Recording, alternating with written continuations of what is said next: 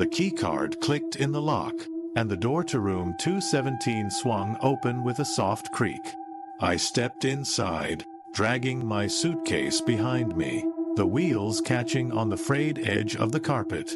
The room was dim, lit only by the pale orange glow of the setting sun filtering through heavy, dusty curtains.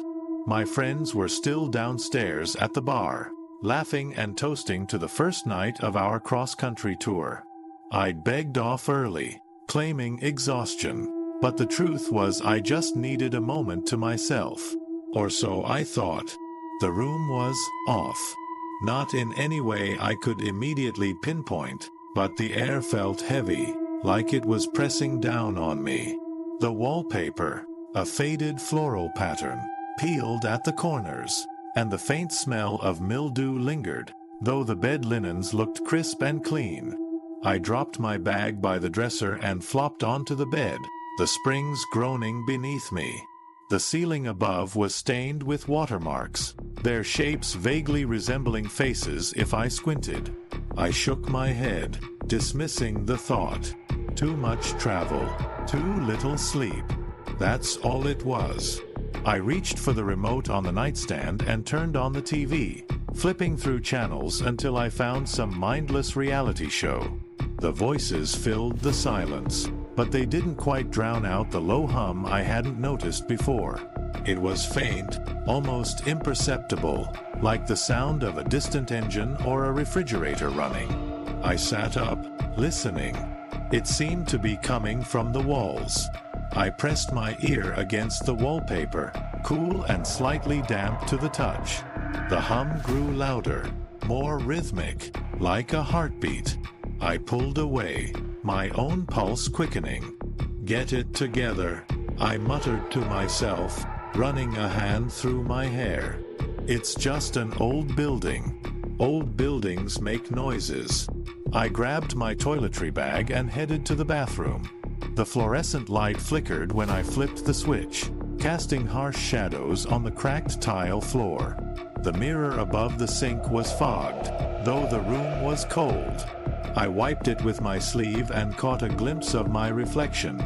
Pale, tired, with dark circles under my eyes.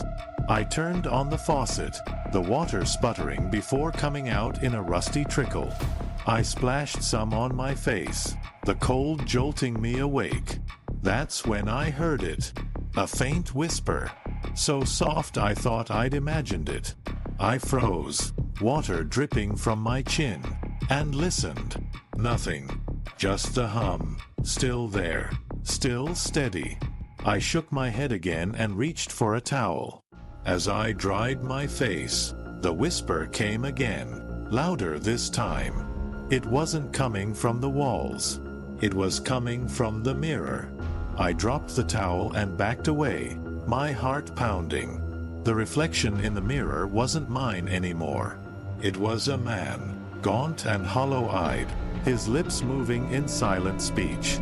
I blinked, and he was gone, my own wide-eyed face staring back at me. I stumbled out of the bathroom, slamming the door shut behind me. The TV was still on, the reality show hosts laughing hysterically at something I hadn't seen. I grabbed the remote and turned it off, plunging the room into silence. The hum was louder now, almost deafening, and the air felt thicker, harder to breathe. I crossed to the window, yanking the curtains open. The sun had set, and the parking lot below was empty except for a single flickering street lamp. My reflection in the glass looked panicked, but behind me, in the room, I thought I saw movement, a shadow darting across the wall. I spun around, but the room was empty. The hum was unbearable now, vibrating in my chest, in my teeth. I grabbed my phone from the nightstand, my hands shaking as I dialed my friend's number. It went straight to voicemail. Of course. They were probably still at the bar, too drunk to hear their phones. The lights flickered, and I froze. The hum stopped abruptly, leaving a silence so complete it was almost worse.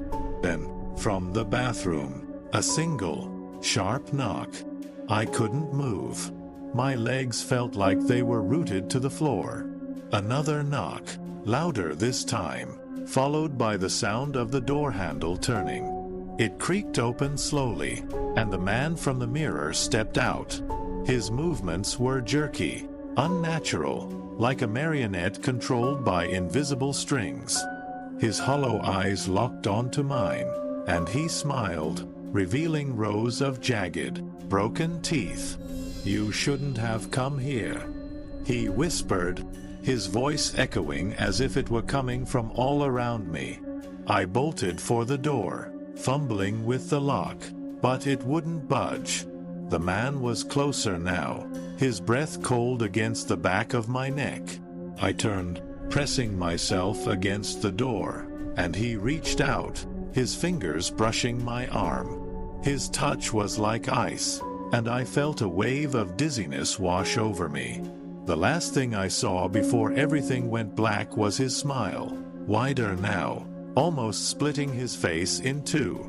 I woke up to the sound of my friends pounding on the door. "Dude, you alive in there?" one of them shouted, laughing. I was on the floor, my head throbbing, the room bathed in early morning light.